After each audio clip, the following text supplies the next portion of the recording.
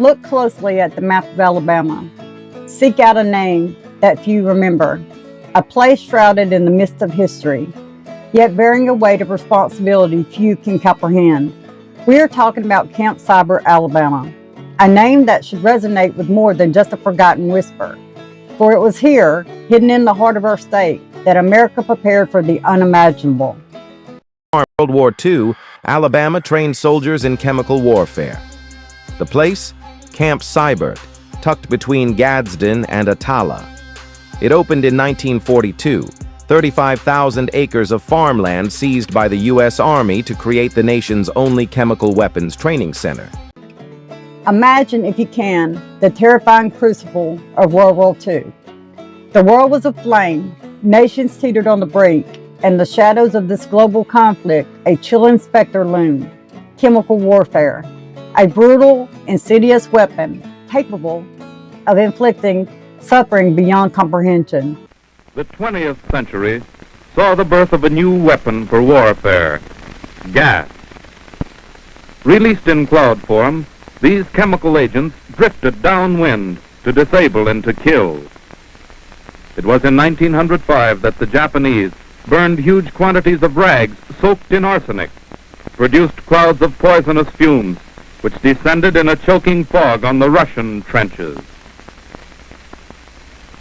But not till World War I did chemical warfare come of age. And then, in April of 1915, the Germans released 168 tons of chlorine gas against French and Canadian troops. It was a threat that had to be met, a defense that had to be forged.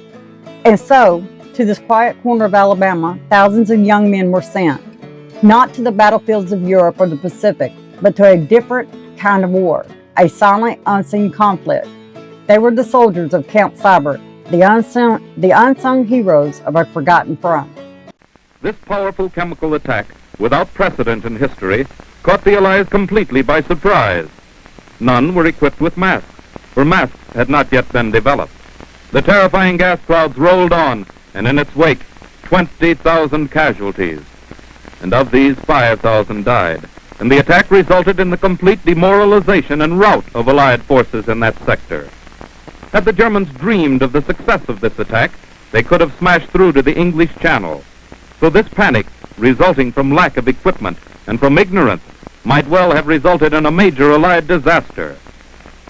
So that this situation may never occur in our own forces, we are provided with protective equipment wherever danger of gas exists.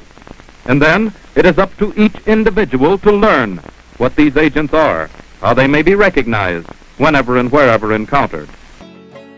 They came from every walk of life, fresh-faced and determined, thrust into a world of gas masks, decontamination drills, and chilling reality of mustard gas, phosgene, and lewisite. Imagine the terror, the sheer visceral fear of training with these agents, knowing that a single mistake can mean a slow, agonizing death. What effect each has on the human body, and in case of exposure, what should be done. First is tear gas. All agents are divided into 4 types, classified according to the effect on the body. Tear gas affects the eyes, makes you weep. Next classification is irritant smoke. A gas in this category is so named because it severely irritates the nose and throat. Lung irritant. Gas of this type affects nose and throat, but has its principal effect on the lungs of the victim. They breathed in the acrid air, their eyes burned, their skin itched, all in the name of preparing for an enemy that might unleash hell. These men faced a unique kind of bravery, not the heroism of charging a machine gun nest, but the quiet, stoic courage of confronting an invisible enemy. They learned to survive in environments where the very air could kill. The last type is blister gas, the most dangerous of all. Blister gas not only affects the respiratory system, but also blisters the skin wherever the vapors or liquid touch the body. The first 2 of these types, tear gas and irritant smoke, are harassing agents intended to cause temporary disability. In peacetime, they are sometimes used as riot control agents. The remaining 2, lung irritant and blister gas, are casualty agents. These are the principal war gases, and their purpose is to produce casualties in the ranks of the enemy. They practice decontaminating equipment, treating casualties, and enduring conditions that would break lesser souls. Yet after the war ended, as the world breathed a collective sigh of relief, Camp Sibert, like so many other wartime secrets, faded from public memory. The war ended. Camp Sibert closed. But the chemicals didn't leave. For decades, the land was sold and resettled. Neighborhoods, schools, even a community center, all built on ground that once trained for war. And beneath it, unexploded ordnance, chemical residue, environmental risk. It took years for the Army Corps of Engineers to admit it, and even longer to begin cleanup. Today, most Alabamians don't even know it happened. Camp Sibert isn't just a footnote in World War II history. It's a story of war, memory, and the cost of forgetting.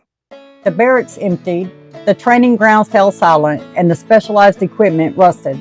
The dust settled, covering not just physical structures, but also the stories, the sacrifices, and the profound impact this place had on the lives of those who served there. But the legacy of Camp Sibert is not just about the past, it's about what we leave behind.